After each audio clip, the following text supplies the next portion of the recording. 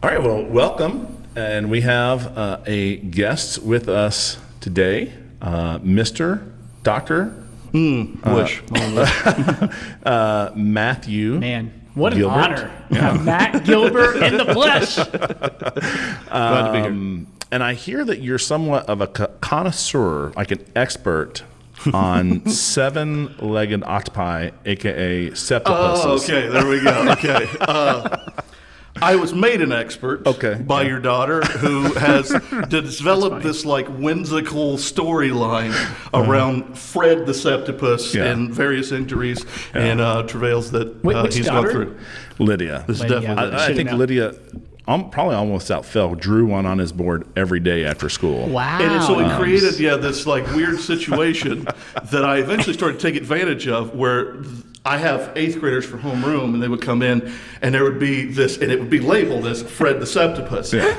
But like it was kind of kept a secret from like the 8th graders. It's like this rite of passage thing of like, Nice. we don't talk about that. That's like not a thing. And that was a Jonathan White trick there to go ahead and just make it a secret. And the more like mystery there is around it, the bigger deal it becomes, even if it's just a crazy senior doing crazy senior stuff. Yeah. Oh, I love that. I That's think it's great. from Finding Nemo too, or something like. Yeah. It was never explained to me in that way. That would make far more sense. I should brush up on my kid movies.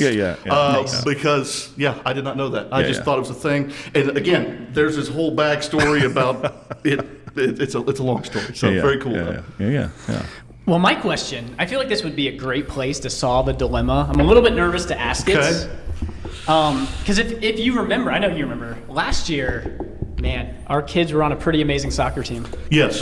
We were undefeated, I think. Correct. And that's what it's all about at that age. Well, naturally, yes. When you're talking about 7 and 8-year-olds, what you want to do is mow through the competition. That's what we were trying to instill, was a killer instinct in children. Absolutely. Which Simeon, Matt's son, stalwart goalie. Nothing's getting past that guy. It was amazing. I did not, and I guess you played goalie. Yeah.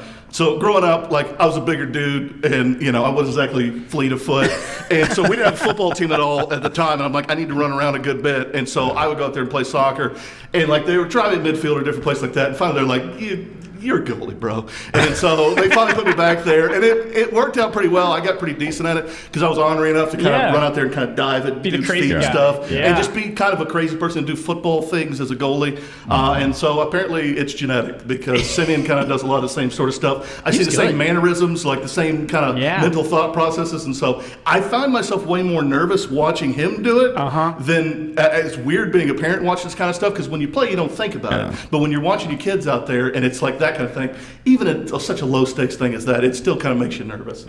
I've experienced that because Karis played goalie, and I've seen her dive for a ball, and I'm like, you have those mixed responses, like you want them to be aggressive, but then you see like a foot that's like this far from your face. It's not good. It's like, hey, we want to stomp the ball, but we also don't want you to fracture an orbital bone. Like that's not something we want to happen. I believe that's anatomically correct. Hey, you can Google that. That sounded great. But yeah, he's got the good instincts. We were a great team, undefeated. Some of those games we were like really late. I think we weren't like disrespectful, but we had a great team. Yes, I would wholly agree. It was a lot of fun to watch, and they all got so much better. And to your infinite credit, you handled it great. Like the kids had so much fun. They learned a lot. And so anytime, like as I get older, I appreciate kind of institutions more and kind of the value they have in different ways, just of shaping character and just letting kids have fun and bringing parents together who may not have been together. So having you kind of facilitate that as the coach with my introduction. Zach was the head coach? Yes. Okay. Yes. Did he have an assistant coach? I did. Oh, okay. So this is why I bring it, because I take a lot of heat. Because Michael's always like I have assistant coaches with him in basketball. He's assistant. We've kind of got back and forth, like when his daughter's playing, my kid's playing, and next year is like the perfect storm where Jackson's in second grade, Simeon's in second grade, absolutely. Phoebe's in kindergarten. That's right. Which I don't know if you've seen. Jackson is like. He's a giant second grader. I'm actually a little bit nervous because he doesn't know how to like I don't stop. think kindergartners. Isn't it 1, 2, 3, and then 4 and 5? I don't think kindergartners can play basketball unless you. No, sorry. This is soccer. I'm thinking soccer, which will be coming up. Yeah, we're trying to continue the dynasty. It's all about let's get the second ring. Maybe we'll get the team rings after the season. Absolutely. And blow even pops all the way around. I love it. And Jonathan White's ring kid pops. My bad, ring pops. could play. Everly. Yeah, that's true. So that's I'm true. just saying we could have a Everly, lot of teamwork. a White Hale Gilbert team. So there. I bring this up because we got to figure out the dynamic of the coaching tree here, because there's a lot of us, So I don't. I was like, maybe we can solve this problem, Yeah. I'm here for it. I will fulfill whatever role is needed. We should have like offensive coordinator. We have like 4 coaches on the side. Get Jonathan White there. We're all coaching, Yeah. If it's soccer, I probably just should be the conditioning coach or something like that. That's great. Or the guy that's like explaining offsides or something. I just want to stand there and draw a bunch of like esoteric nonsense on a board and just start like showing it to kids just to see the responses. It's an ornery approach, I understand, but I would really enjoy it. It'd be great. And I'll tell you what we probably could have used. I don't know if you noticed this, but there were times where I think our team was the worst at it, where those on the bench were like 5 fields over, and I was like trying to coach the people on the field, and it was chaos, but it was good. It was fun, and like watching my son over there, because he was definitely a part of the group that was kind of doing their own thing over there at times, was kind of fun to see. 'Cause I'm like, hey, at least he's having fun. Yeah, at least he's having fun. Coach Hale's really in the game, and whatever's happening back there on that whimsical pirate ship just is what it is. But we were undefeated. Anyway, carry on. Yeah. So you have listened to the podcast some. Correct. Yes. Yes. It's okay if you haven't listened to every single one of them. But did you catch our series on wisdom literature from the Old Testament? Okay. I heard that was a thing. Yeah. I had started one of them, Yeah. and I never got to the one which I assumed this is going in the direction of talking about so Ecclesiastes. Because I knew what so- this was. I'm getting funneled into an Ecclesiastes Yeah. So question. Jonathan asked us to maybe have you just say a short word on the book of Ecclesiastes. See, here's the thing with Jonathan White, and for y'all that know him, obviously, and I know a lot of the listeners do. He does these kind of things just as a troll tactic because he knows like my mind is a fragile, fractured sort of thing, and so like I have to get a thought going, and once the train starts going, I can't really focus on anything else. And so his goal is always to like get some thought and set some thought in my head before it ever starts. And so he'll have a kid come in, and he always plans a question with a kid because he's a coward. He doesn't do it himself. So wherever you are out there, I'm sure you'll see us at some point in time. You've already tried to plan a question here. You're a coward. There was talk of scuffing the floors. I'm totally kidding. I don't get anyone in trouble. Yeah. No floors. I'm not scuffed. scuffing any floor on purpose. So, we have been graced to be able to record off our normal location in the hallowed halls of Northwood Academy. Indeed. Yeah. Which and I'm these learning floors a have been lot waxed. about Northwood Academy. Sorry, it's terribly offensive to say that. That the hallway smelled it. I'm learning like all these things. It's great. You gotta learn the way of the land here as you go through the hallway. Each walk side of the lower hall has school. its own sort of thing. Yeah, you should walk lower school, then middle school, then high school. That all three smell differently. Different world. Lower school smells like if you blindfolded me and dropped me off at part of the school, I would know where I was. That'd be amazing. lot Like, of is there hand like a burnt sanitizer. popcorn smell? Clearly, you've dropped me off in the cafeteria. Yeah. If you drop me off over here, it's usually like a cheaper cologne type smell. We won't talk about the smells in the middle school hallway, but they are unique. to go right now. There we go. Yes. So it's a different experience altogether over there. And I would say lower school, it smells like they're just hyping up hand sanitizer fumes all day. It's like, no wonder I had a kid there that would come home with like just, raw skin. Right, like they're like washing their hands 15 times a day and putting sanitizer on their hands. They're all full of diseases. Absolutely. Yeah, you work with the most likely carriers of almost everything somehow, and yet obviously you live in utter fear of it. That's just the way it goes. I love it. We covered a lot just in the banter. This is great. I'm excited for this. This will be awesome. Matt, can you just stare into the soul of the camera? Okay, I'm excited about this. Although I'm starting to forget the lines, I'm a little nervous here. I'm not gonna lie to you. So let me just go with this and say it's time to take it to the next level here, and let's fire up that twangy music.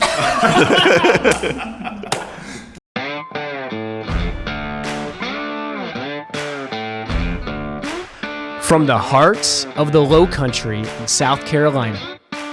It's the Take Two podcast, where we take theology to the next level. Well, Matt, really excited to have you on the podcast. And really, the first thing that came to my mind is my kids go to Northwood. It's great. I went to a Christian school.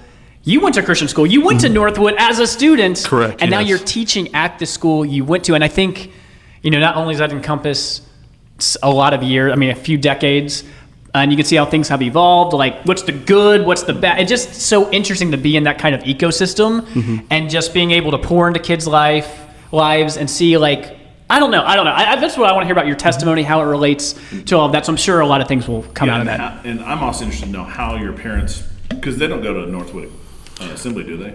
No, they go to the church. pick this school over like Northside or Faith Assembly or something. And we went to church here for a long time. Okay. And so we were members here for years and years and years. And so this is, from a church standpoint and from a school standpoint, kind of two of the more central institutions in my life that kind of developed who I was. And so I have a lot to be thankful for this place. It's why I've come back here. Yeah.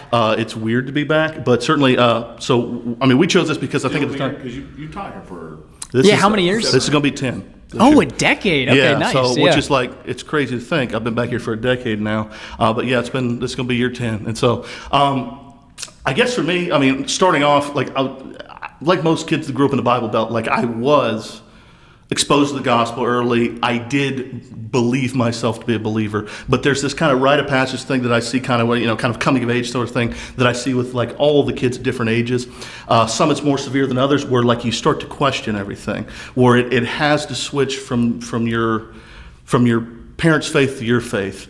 And for some people, that's a really easy transition. For other people, it's not. And so my mom particularly was very good about, like, look, if the Bible said it, like, she went with it, and she was comfortable with that, and did not have to think through like a lot of different peripheral elements, and there's nothing wrong with that. A lot of the students are that way. But there's a type of student that was very much so like me at the time, and this is where kind of this institution created some guide rails for me that allowed me different avenues to ask questions, that allowed me different avenues to struggle, both with faith and just with being 15 or whatever, and to try to come to grips and make the faith my own.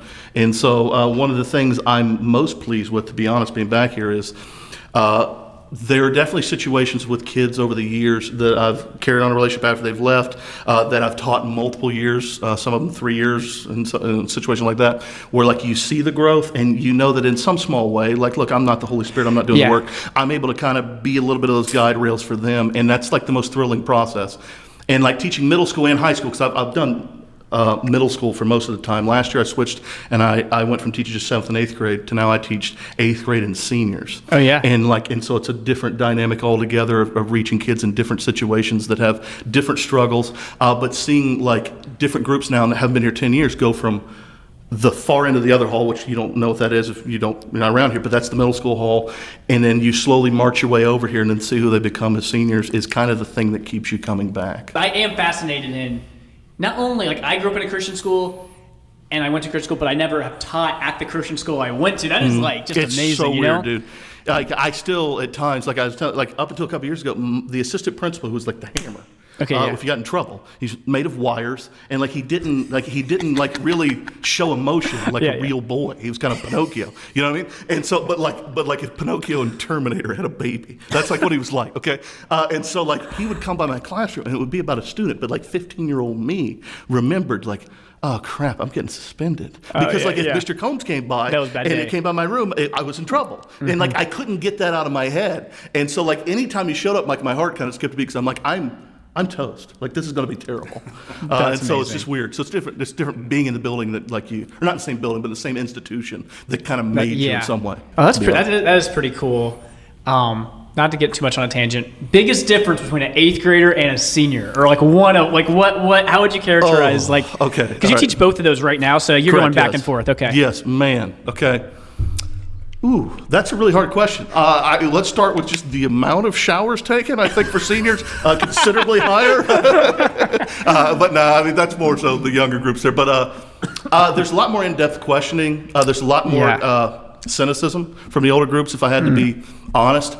And there's a lot more. They're much better at kind of, if you're faking it in any way, kind of smelling that out and knowing like, okay, he's saying the words he has to say because this is where he works, or this is something he really believes. And like they know that pretty quick. And so there is a balance, though, as a teacher, I'll be honest, that is difficult at times between I need to be authentic with the students and be a real person that has kids, that has a life, that struggles with different things, whatever, I'm having a bad day, good day, whatever. But also like I'm on stage when I'm in the classroom. Like I'm in front of the kids, and I'm expected to fulfill a role.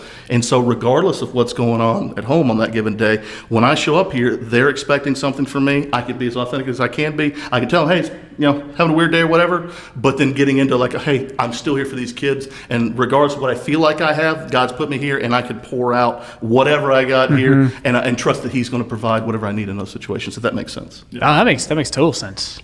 All right, so you're talking about having an influence on kids, and I think, from my experience teaching here a couple of years, some of those kids will let you have an influence on them, and some, don't. They're pretty private, or they just have a wall up around them. But I remember you telling a story about when you were a student here about how a teacher had a huge influence on you. Yep. So yeah, for me, I had a teacher here who was also a principal here, Dr. Houston, who spent a lot of time with me both when I became a teacher and also when I was a student. But in this particular case, I was probably 10th grade. I was dealing with a lot of stuff normal 10th graders are already, trying to figure out kind of who you are. If I believe in God, like, what does God want me to be, and those type of things, and dealing with like depression and those kind of things. And I was having a particularly kind of weird sort of day, just like a short season of really depression. And I remember walking down the hallway and seeing Dr. Houston, and she came over and said hi. And then, whatever for a second, but then she kind of walked on about her day and then going to class. I don't remember what the class was in that moment, because quite frankly, my head was kind of spinning.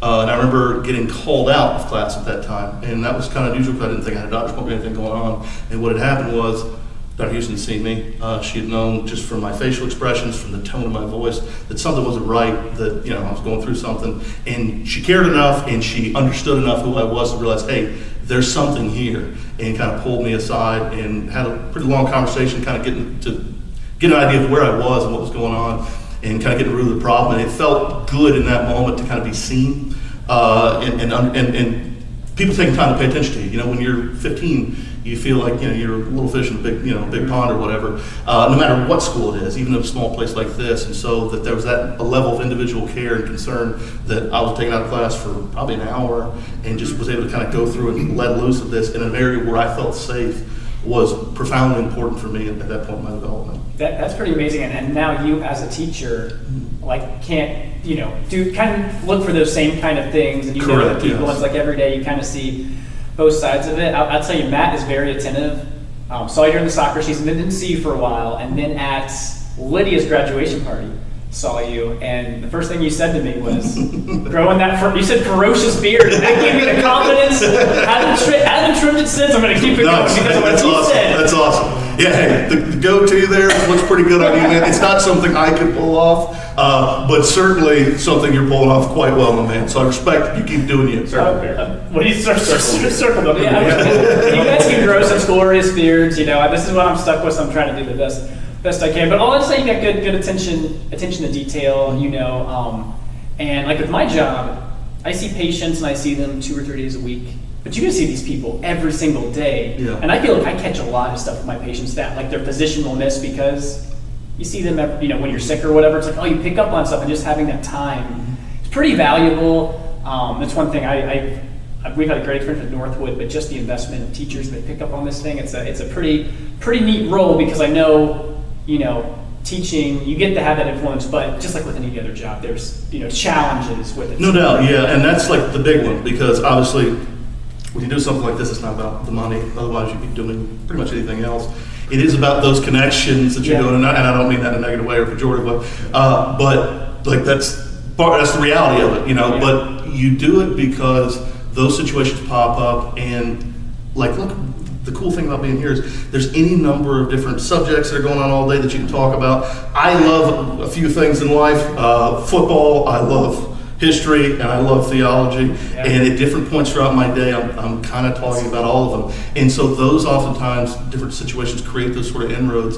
And so much of like your job is about appearances to the kids. Like, you can be kind of glib and snarky in a fun way, but if you're over the top with that, you give off an image of I don't care, and that's the last thing you want to do. So you want to make yourself approachable, you want to be fun and kind of interesting to the kids, so that they want to like be in your class, even though they not like subject material, but they're like, you know what, he's all right. but at the same time, you have to make yourself seem approachable. So when the time comes and there's something really going on, you may be somebody they can turn to and kind of guide, because that's what this is about, to be honest. Yeah, I don't know if you can think about this, Michael. When I think back to when I was in elementary, middle school, high school.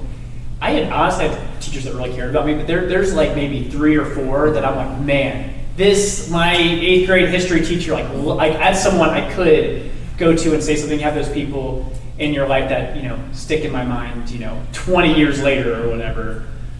So and one thing I want to hit on with you talking about, teaching and, you're not doing it for the money, that kind of thing. Because you work other jobs too to make this happen, or another job. Right? Yeah. Remind me, you were actually doing this that you're cutting grass, right? Yeah. So you're that's pretty busy. Do you do that during the school year too, or no? Yeah. So obviously there's kind of peak season for this. So it's something that we started when my wife was staying home. My wife April wanted to stay home when our second child was born, Nora.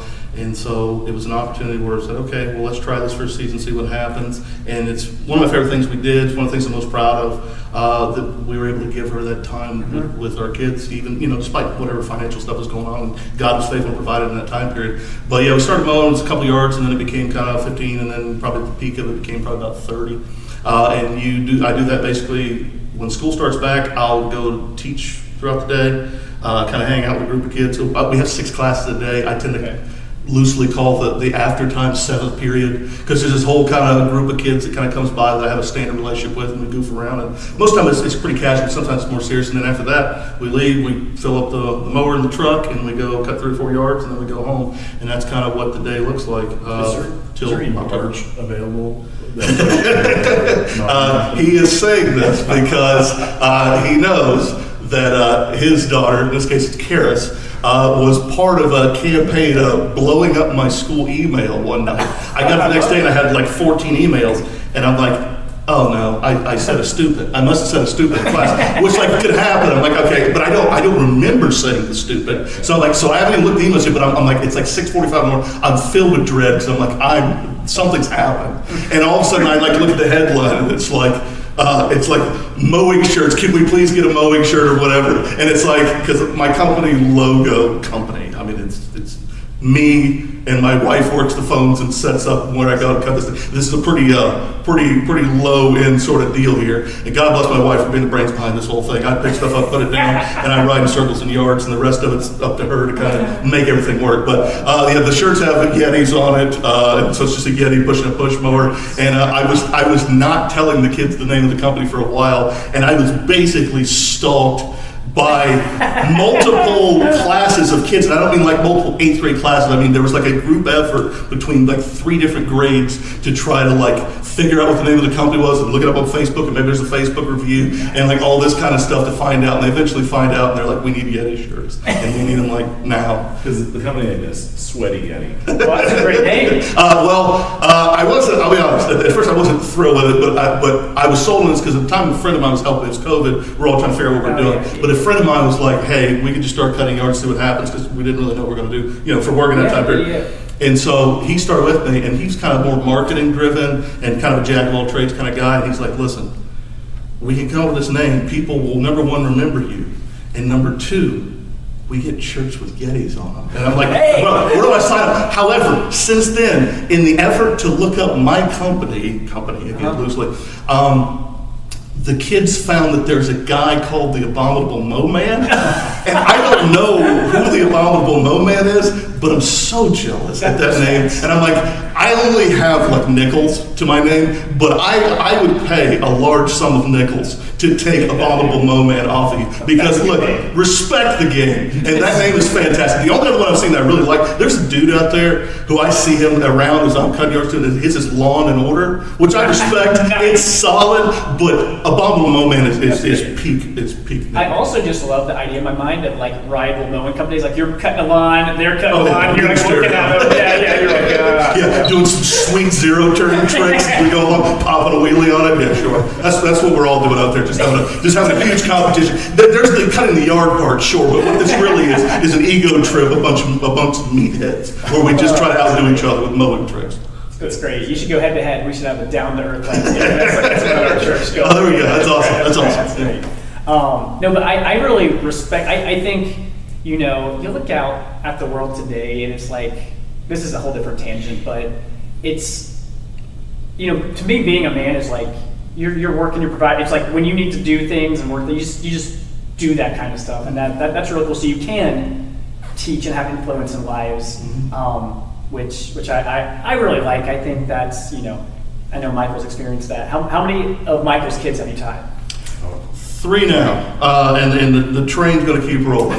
So I have, of my 10 years teaching, I think I've taught Amat for 9 years so far, just the 10th year. I've taught Amat for 7 of them. Wow. And I have a brief reprieve this year where I have no Amat. And it's only to kind of get me going here and get me refueled up because I'll have another one next year. That's right. He left a note, I think it was in Lydia's yearbook one year. It said that basically the Mats are like the Russian nesting dolls. It's like you open one up and there's another one, you open it up, there's another one. Oh yeah, it's just, they keep coming. It's just a conveyor belt, and they're just an army of them. They keep coming, and they're all great kids. And sincerely, I've been blessed to have them in class. They're all very different, and enjoy having all of them. That's for sure. Let's just do a quick ranking. No, I'm just I'm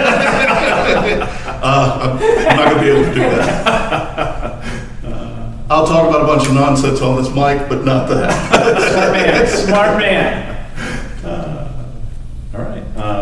Well, maybe we close this one here. That's great. And then we launch into a second episode. So stay tuned next Thursday. You'll catch the second half of this interview. So I think you know what you have to do, but do you remember what you have to do? This is great. I hope don't make it funny. It's not just like, I don't even know where to begin here. I'm stuck, and I knew you were going to do this to me, so thank you. So if you could feed me the line, and I will look directly at logo on his shirt. It's got one of the words on there. Take two theology. Okay, so am I just supposed to take two theology, or what am I supposed to do?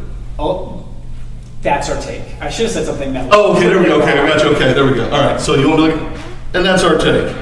Nice. Thanks for listening to Take Two. Find us wherever you find podcasts and on YouTube for those who want to watch our videocast.